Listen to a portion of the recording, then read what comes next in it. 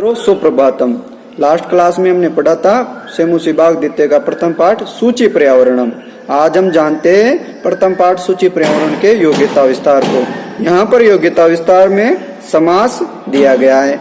समास ग्रामर का टॉपिक है जो आपके सिलेबस में भी है। आप विस्तार से इसको मेरे द्वारा जानोगे।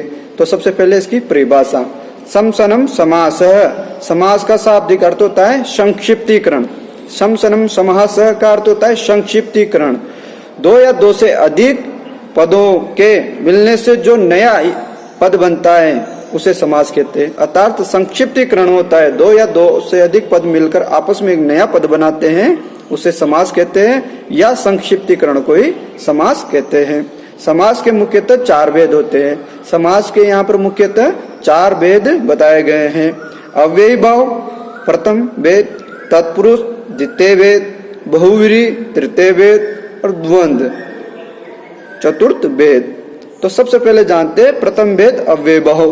अब जानते हैं अव्यय भाव किसे कहते हैं। इस समास का पहला पद अव्यय होता है और वही प्रधान होता है और समस्त पद अव्यय बन जाता है। अव्यय भाव समाज में क्या होती है कि पूर्व पद की प्रधानता होती है। जो पूर्व पद होता है, जो पहला वाला पद होता है वो प्रधान होता है और पहले वाले पद में, पूर्व पद में हमेशा अव्यय होता है और समस्त पद जब दोनों पद आपस में मिलते हैं तो अव्यय बन जाता है। अव्यय भाव समाज में बना हुआ समस्त पद अव्यय बन जाता है। इसके तीन प्रमुख नियम है इसको जानने के लिए। पहला नियम, इसके पूर्व पद में हमेशा अव्यय होता है और पूर्व पद की प्रधानता होती है। आपके बोर्ड परीक्षा में क्वेश्चन पूछा जाएगा कि अव्यय भाव समाज में कौन सा पद प्रधान होता है, तो आप बताओगे पूर्व पद। या पूछा जाए अव्यय भाव समास के पूर्व पद में क्या होता है, तो आप बताओगे अव्यय। अव्यय भाव समास का दोनों पद मिलके समस्त पद में क्या बनता है, तो बनता है अव्यय। तो अब इसके उदाहरण हम जानते हैं। यथा निर्मक्षिकम मक्षिकाणाम अभाव, मक्खियों का अभाव निर्मक्षिकम। यहाँ पर निर्मक्षिकम दिया गया है, निर्मक्षिकम। अब इसका विग्रह होगा मक्षिकाणाम अभाव, मक्खियों का अभाव निर्मक्षिकम। यहाँ प्रथम पद निर है और द्वितीय पद मक्षिकम है। यहाँ मक्षिका की प्रधानता न होकर मक्षिका का अभाव प्रधान है, अतः यहाँ अव्यय भाव समाज है। कुछ अन्य उदाहरण देखते हैं। यहाँ निर्मक्षिकम में क्या है, निर। निर क्या है, अव्यय है। जो प्रथम पद है वह अव्यय है और अव्यय की अभाव, अव्यय की प्रधानता है। क्योंकि मक्षिका नाम अभाव द्वितीय पद में तो मक्षिकम में है, तो मक्षियों का तो यहाँ ऐसे अभाव है, तो अभाव है इसलिए इनकी प्रधानता नहीं है। हम जानते हैं अन्य उदाहरण। इनके समस्त पद और विग्रह यहाँ पर दिए गए हैं। उपग्रामम, इसका विग्रह होगा ग्रामस्य समीपे, गांव के पास। गांव के पास, यहाँ उप अव्यय है और इसकी प्रधानता है। ये उपसर्ग भी है, निर उपसर्ग भी है। दूसरा उदाहरण जानते हैं। निर्जनम जनानाम अभाव, लोगों का अभाव। अनुरतम रतस्य पश्चात, इसका विग्रह हुआ अनुरतम का रतस्य पश्चात, रथ के पीछे। प्रतिग्रहम ग्रहम ग्रहम प्रति, प्रतिग्रहम का विग्रह होगा ग्रहम ग्रहम प्रति, प्रत्येक प्रत्येक। यथाशक्ति शक्ति अनतिक्रमे, यथाशक्ति शक्ति अनतिक्रमे, शक्ति का अतिक्रमण। सचक्रम चक्रेण सहित, चक्र के साथ, चक्र के साथ।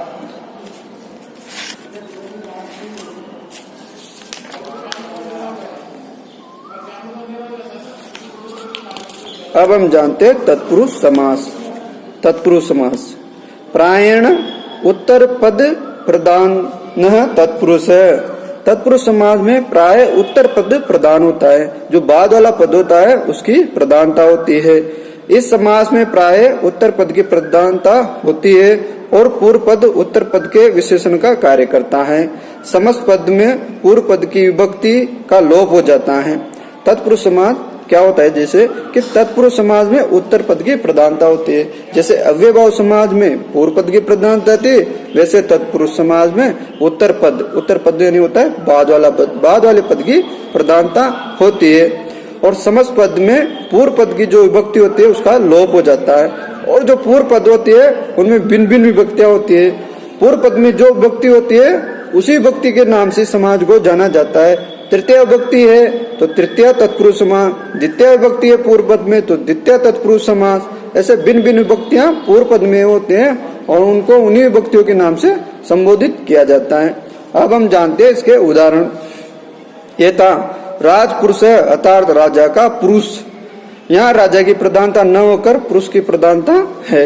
यहाँ पर राजा की प्रधानता न होकर पुरुष की प्रधानता है, क्योंकि यहाँ पुरुष उत्तर पद है तो उत्तर पद की प्रधानता है। और ये राजपुरुष उदाहरण है षष्ठी तत्पुरुष का, क्योंकि राजपुरुष यहाँ पर षष्ठी विभक्ति है, इसका विग्रह हुआ था राज्ञ पुरुष, तो राज्ञ में षष्ठी विभक्ति है, इस कारण इसका जैसे राजा का के की षष्ठी विभक्ति में आता है तो राजा का पुरुष, इसलिए इसको षष्ठी तत्पुरुष का उदाहरण है। और यहाँ पर पूर्व पद की उत्तर पद की प्रधानता है। अन्य उदाहरण जानते हैं। ग्रामः गत ग्रामम गत, गांव को गया हुआ, इसका विग्रह हुआ। इसमें ग्रामः गत ये द्वितीय तत्पुरुष का उदाहरण है। शरणागत शरणम आगतः, शरण को आया हुआ, ये भी द्वितीय तत्पुरुष का उदाहरण है। देशभक्त देशस्य भक्त, देश का भक्त, का के की कारता आ रहा है तो ये षष्ठी तत्पुरुष समाज का भेद है। सिंह बीती सिंगाद बीती, सिंह से शेर से डरा हुआ, तो यहाँ पर पंचमी तत्पुरुष समाज का उदाहरण है। भयापन्न भयम आपन्न,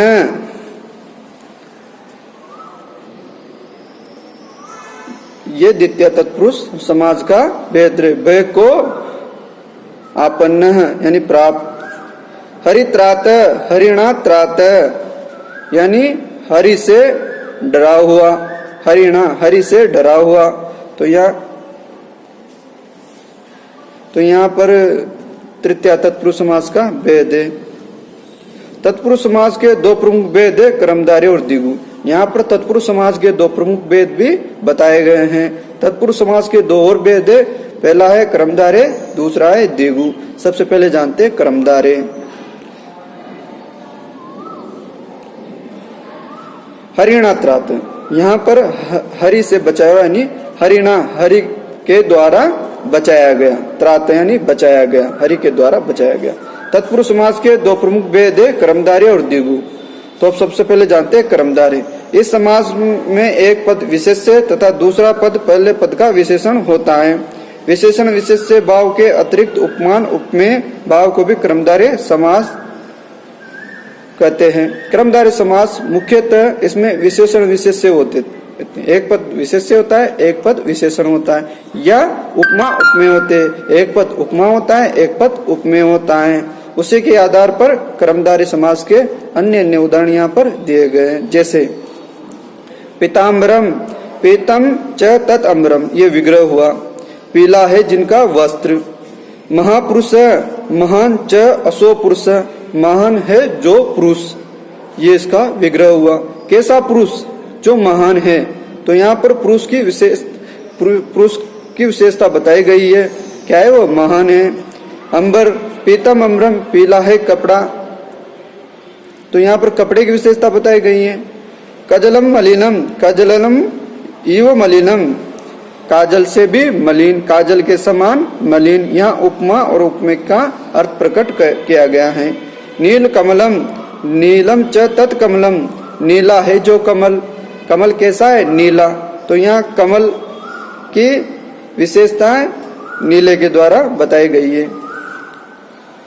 मीन नयनम, मीन इव नयनम, मतलब मछली के समान आंखें, आंखें है जिसकी मछली के समान। तो यहाँ पर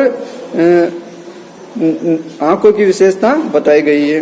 मुख कमलम, कमलम इव मुखम, कमल के समान है मुख जिसका, तो मुख की विशेषता बताई गई है। मुख कैसा है? कमल के समान है। अब हम जानते द्विगु समास। संख्या पूर्व द्विगु, इस समास में पहला पद संख्यावाची होता है और समाहार अर्थ की प्रधानता होती है।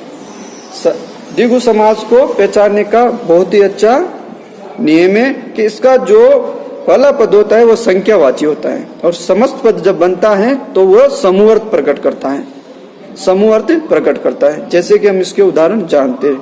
त्रिभुजम त्रयाणाम भुजानाम समाहार।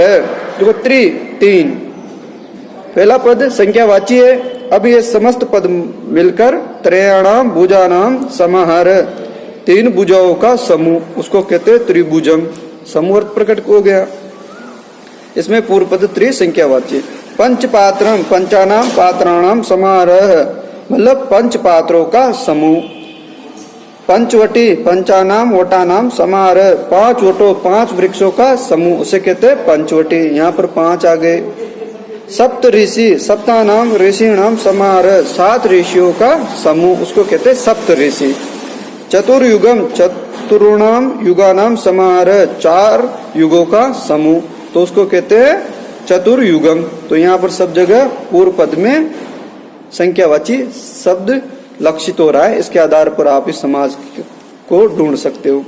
अब हम जानते हैं बहुव्रीहि समाज। अन्य पदार्थ प्रधान बहुव्रीहि।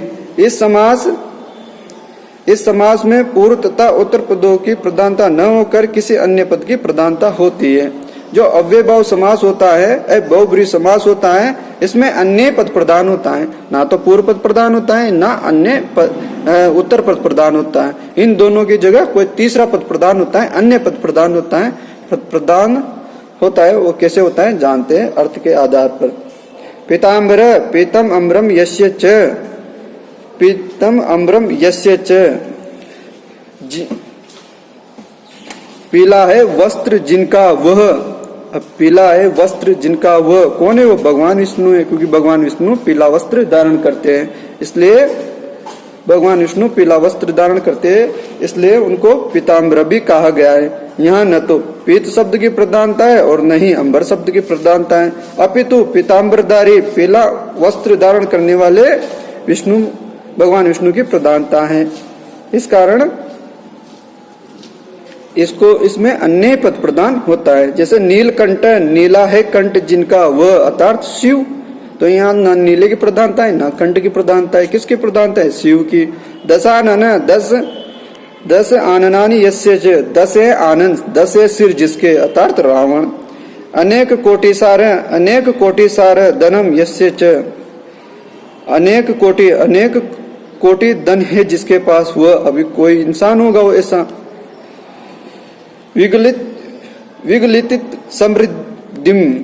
विगलिता समृद्धि यस्य तम पुरुष। प्रक्षालित पादमम प्रक्षालितो पादो यस्य तम, मतलब धुले हुए पैर है जिसके, ऐसा। उभे पदार्थ प्रधान है द्वंद्व, उभे पद प्रधान है द्वंद्व। जो द्वंद्व समाज में दोनों पद की प्रधानता होती है, पूर्व पद और उत्तर पद दोनों ही पद की प्रधानता होते हैं। द्वंद्व समाज का जब विग्रह किया जाता है तो बीच में च का प्रयोग किया जाता है। च का अर्थ होता है और, तो हम जानते हैं इसके उदाहरण। यथा राम लक्ष्मणो रामश्च लक्ष्मणश्च, राम और लक्ष्मण, यहाँ पर च लगाया गया है विग्रह में। पितरो माता च पिता च, माता और पिता। धर्म अर्थ काम मोक्षा, धर्मश्च अर्थश्च कामश्च मोक्षश्च, धर्म और अर्थ और काम और मोक्ष। वसंत ग्रीष्म शिशिरा, वसंतश्च ग्रीष्मश्च शिशिरश्च, वसंत और ग्रीष्म और शिशिर ऋतु, ये ऋतु से संबंधित है। तो इस प्रकार ये हुआ समास का टॉपिक पूरा। आप सब इसको अपनी ग्रामर की बुक में करोगे और वर्क करके पर्सनल नंबर पर सेंड करोगे। धन्यवाद।